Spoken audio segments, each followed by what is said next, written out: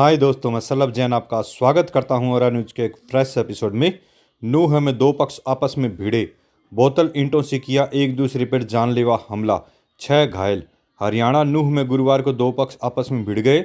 दोनों पक्ष झगड़े को कांच की बोतल व पत्थरों से एक दूसरे पर हमला किया, जिसमें 6 लोग घायल हो गए हैं। इसमें से एक पक्षकार दूसरे पक्षकार के ऊपर महिला को छेड़ने का आरोप लगा रहे हैं। घटना की सूचना मिलते ही पुलिस पहुंच चुकी है। पुलिस ने दोनों पक्षकारों को सुना है और पुलिस को लगता है कि ये मामला पैसों से जुड़ा हुआ है। घटना की जानकारी देते हुए एक महिला ने बताया कि उसका पति मजदूरी करने के लिए बाहर चला जाता है और ज़्यादातर घर के बाहर रहता है।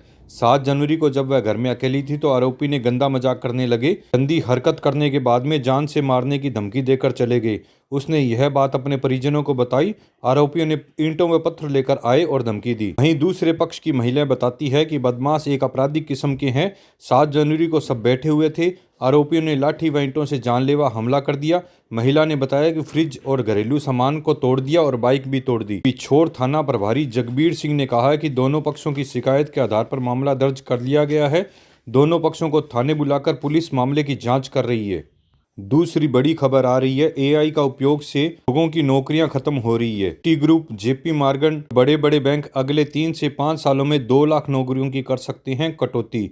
आर्टिफिशियल इंटेलिजेंस का बढ़ता उपयोग के कारण बैंक ऑफिस और मिडिल ऑफिस कार्यों ऑटोमेटिक एआई से करवा रही हैं। एआई का मुख्य उद्देश्य केवल लागत कम करना नहीं है, बल्कि मुनाफा और उत्पादक बढ़ाना भी है। ग्राहक सेवा और केवाईसी जैसी नियमित भूमिकाएं सबसे ज़्यादा प्रभावित होंगी, क्योंकि इन कार्यों को एआई संभालने में सक्षम है।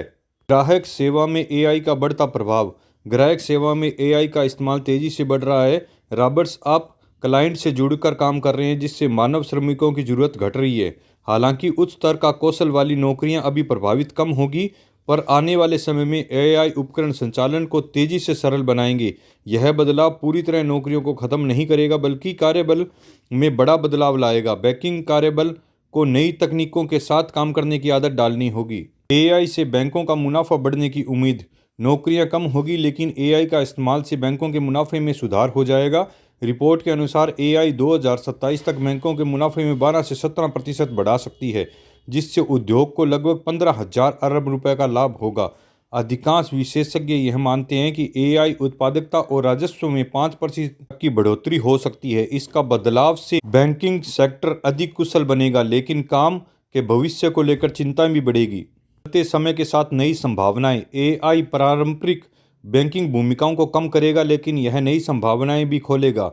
जेपी मॉर्गन के जेपी डिमन जैसे उद्योगों के विशेषज्ञों का मानना है कि एआई श्रमिकों की भूमिकाओं को सरल एवं प्रभावी बनाएगा। यह बदलाव कार्य जीवन संतुलन को बेहतर कर सकता है। हालांकि कुछ पद खत्म होंगे, लेकिन यह बदलाव बैंकिंग उद्योग को नई तकनीक वास्तविकताओं के लिए तैयार करेगा। इससे साफ होता है कि भविष्य में बैंकिंग क्षेत्र में स्वरूप एआई के माध्यम से तय होगा। दूसरी बड़ी खबर आ रही है पाकिस्तान से। पाकिस्तान के 16 परमाणु इंजीनियर अफसरों को अपहरण कर लिया गया। पीपी ने जारी किया वीडियो, शहबाज सरकार की सांसें अटकी। पाकिस्तान के 16 परमाणु इंजीनियर अफसरों को अपहरण कर लिया गया है। इसका संगठन तारीकी तालिबान पाकिस्तान टीटीपी ने पाकिस्तान के परमाणु संयंत्र के इन अफसरों का अपहरण किया है। अपहरण किए गए 16 इंजीनियरों से एक का वीडियो जारी किया गया है। इसके आईडी कार्ड भी शेयर किए गए हैं और नाम बताया गया है। टीटीपी ने जारी की वीडियो में पाकिस्तान की इंजीनियरिंग शहबाज सरकार को आतंकवादियों की शर्तें मानने और उनकी सुरक्षा की गुहार लगाई है। तालिबान ने पाकिस्तान के अपहरण परमाणु इंजीनियरों का वीडियो जारी किया है। जारी वीडियो में पाकिस्तान के अधिकारी अपनी सरकार से विद्रोहियों की मांग मानने और अपनी सुरक्षा की गुहार लगाते दिखे। पाकिस्तानी परमाणु ऊर्जा आयोग के 16 इंजीनियर इस वक्त टीटीपी के कब्जे में है। टीटीपी ने डेरा इस्माइल खान में पाकिस्तान ऊर्जा आयोग के इंजीनियरों को पकड़ लिया है। लोग कह रहे हैं कि साइंटिस्ट की यह दशा पाकिस्तान की बिगड़ती सुरक्षा और सेना की बेबसी का नमूना है। यूरेनियम भी ले जाने का दावा यह भी है कि तहरीके तालिबान पाकिस्तान के आतंकी पाकिस्तान की सबसे बड़ी यूरेनियम खदान से बड़ी मात्रा में यूरेनियम लूट कर ले गए हैं। यह यूरेनियम परमाणु बम बनाने में इस्तेमाल किया जाता है। टीटीपी का आया बयान। कुछ देर बाद टीटीपी नेता का बयान आया। उसमें परमाणु ऊर्जा अधिकारियों को नुकसान पहुंचाने के इरादे से नहीं, बल्कि कुछ मांगों को लेकर हिरासत में लिया है। सरकार को अपनी मांग बनवाने के लिए ऐसा कदम उठाया है। सरकार हमारी मांगें माननी चाहिए। कमाल की बात तो यह है कि पाकिस्तान के परमाणु संयंत्र और परमाणु इंजीनियर ही सुरक्षित नहीं है तो आने वाले दिनों में विश्व के लिए कितना बड़ा खतरा है। कोई भी व्यक्ति या कोई भी संगठन यूरेनियम की चोरी कर कर परमाणु बम बनाकर इसी के ऊपर या दूसरों के ऊपर फेंक सकता है।